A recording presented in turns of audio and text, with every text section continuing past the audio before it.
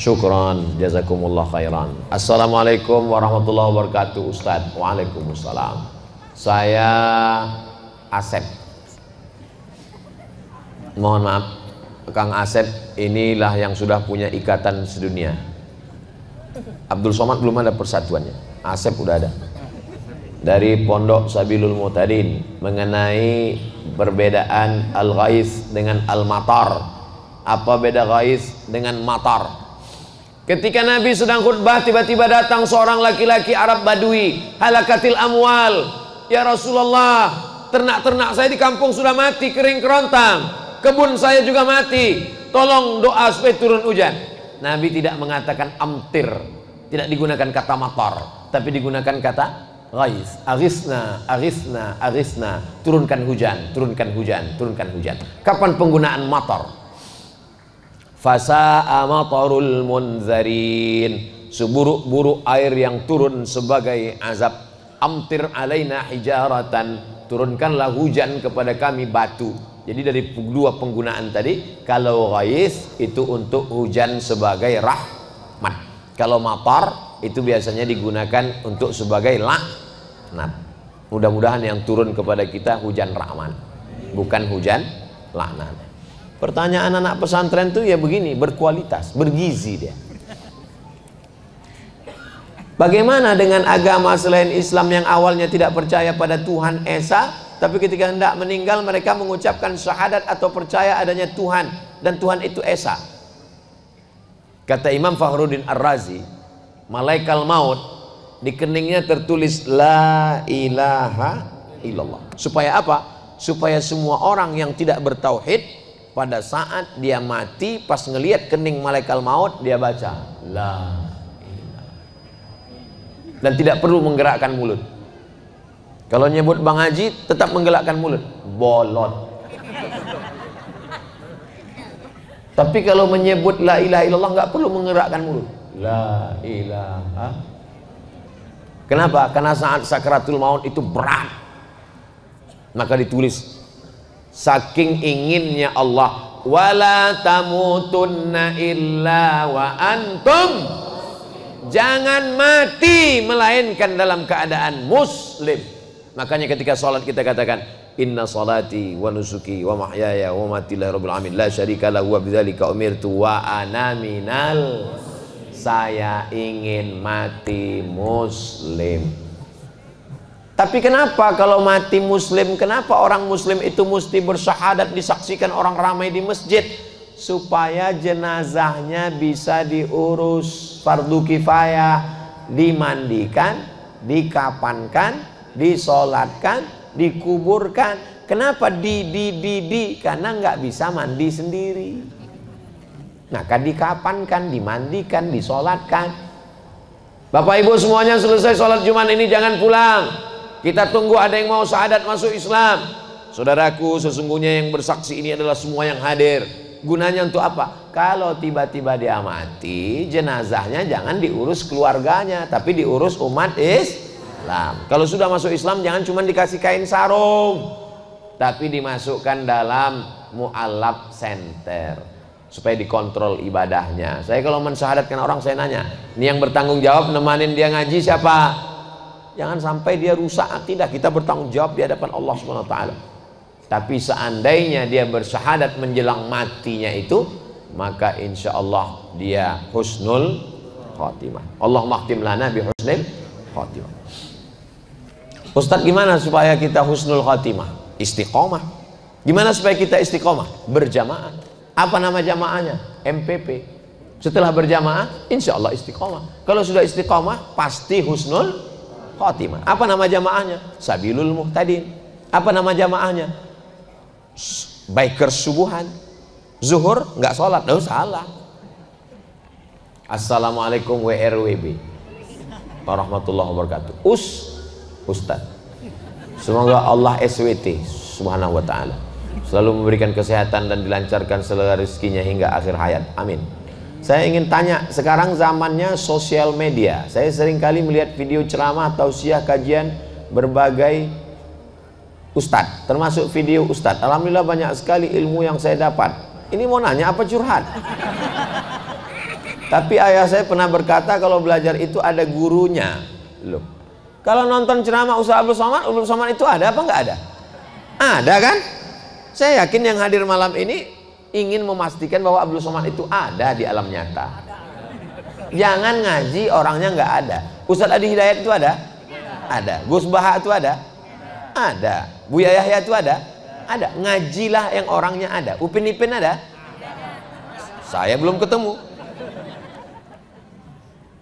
Tapi ayah saya bilang katanya belajar agama itu harus ada gurunya, harus bersanad untuk dipertanggungjawabkan kelak. Kalau kata gurunya, saya ijazahkan kitab yang saya kaji ini kepada kamu semua, maka walaupun melalui YouTube ijazahnya diterima. Maka kita bilang qabiltu ajaztukum jami'a marwiyati wa muallafati wa muhadarati. Aku ijazahkan semua ilmu-ilmu yang selama ini kuajarkan, semua kitab-kitab yang kutulis, semua ceramah-ceramah, tausiah-tausiah, zikir-zikir, hadis-hadis, ijazah ammah. Jawabannya qabiltu, aku terima. Bagaimana hukumnya atau pendapat Ustadz tentang hal tersebut? Iya, mesti berguru, gurunya mesti ada, dan gurunya mesti ahlus sunnah wal jamaah. Jangan berguru kepada Syiah, jangan berguru kepada Khawarij, jangan berguru kepada Murji'ah, jangan berguru kepada sekuler, jangan berguru kepada liberal, jangan berguru kepada agnostik, jangan berguru kepada ateis. 3. Akidahnya ahlus sunnah wal jamaah, fikihnya bermazhab. Kita di Indonesia mazhab Syafi'i dengan tetap menghormati mazhab Hanafi, Maliki dan Hambali. Bertasawuf, berakhlak sunni, bukan falsafi, seperti Imam Junaid Al-Baghdadi dan Imam Al-Ghazali, Ihya Ulumuddin. Para habaib kita, dari Habib Umar bin Hafiz yang ada sekarang sampailah kepada para habaib kita yang ada di Indonesia ini. 3. Akidahnya Asy'ari, Sunni, fikihnya Syafi'i, tasawufnya Imam Abu Hamid Al-Ghazali. Satu lagi Pak Ustadz, ya, saya ada orang yang memiliki hobi olahraga pencak silat. Doakan saya semoga hobi saya bisa bermanfaat bagi agama. Bagus.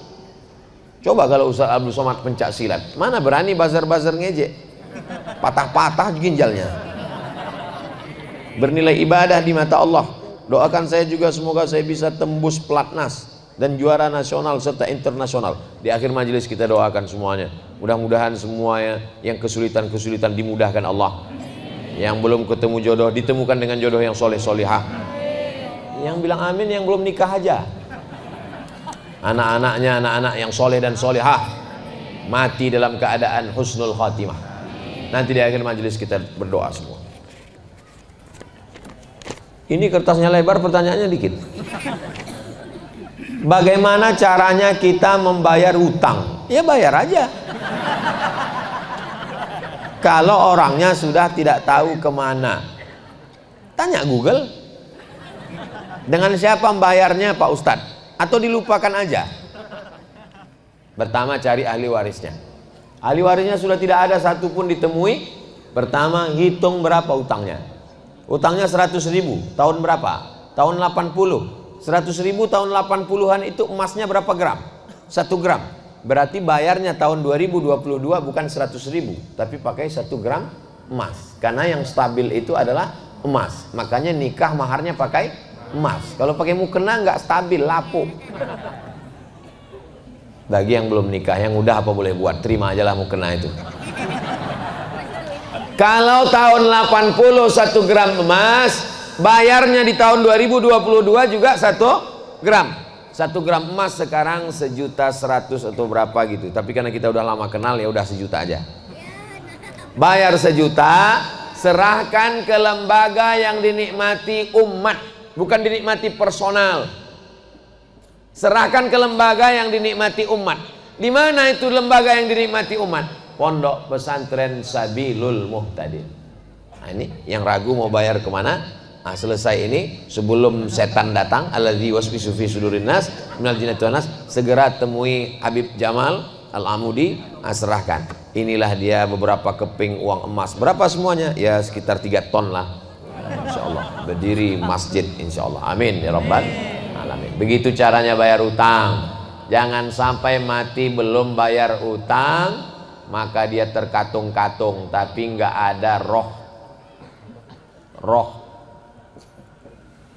Apa nama istilah roh? Roh gentayangan dalam Islam nggak ada, guys. Inna lillahi wa inna ilaihi raji'un. Jangan nanti mana tahu ada orang di Pandeglang kerasukan setelah Abdul Somad meninggal di Riau. Dipanggil sama Habib. Assalamualaikum. Waalaikumsalam warahmatullahi wabarakatuh. Ini siapa? Saya Ustadz Abdul Somad. Itu bukan roh saya. Roh sudah kembali menghadap Allah Subhanahu wa taala. Lalu itu siapa? Itu adalah jin qarin. Karena setiap manusia yang lahir itu didampingi oleh jin qarin. Jinnya ikut makan dengan dia. Itulah maka baca doa Allahumma barik lana fima razaqtana wa qina azabannar. Jinnya enggak ikut. Itulah maka masuk WC Allahumma inni a'udzubika minal khubuthi wal khaba'is. Dia enggak ikut. Itulah makanya sebelum jalan bismillahirrahmanirrahim tawakkaltu 'alallah la haula wala quwwata illa billah. Jinnya enggak ikut. Itulah makanya sebelum tidur bismika Allahumma ahya wa amut, supaya enggak ikut. Itulah makanya sebelum hubungan kelamin dibaca doa, jangan supaya dia ikut berkontribusi 25%. Nah, kitanya mati, jin qarinnya nggak mati, dan dia ikut dulu perjalanan dakwah Abdul Somad itu. Ketika ditanya, kalau memang betul kamu Abdul Somad, di manakah kamu pada malam 18-19 Agustus? Saya sedang berada bersama MPP di majelis pesantren Sabilul Muhtadin. Ini Ustaz Abdul Somad? Bukan. Kalau orang berilmu dia tahu. Ini adalah jin qarin yang belum mati. Orangnya sudah mati, tapi dia tetap hidup. Nah, mudah-mudahan kita dijaga dari gangguan-gangguan ini, insya Allah.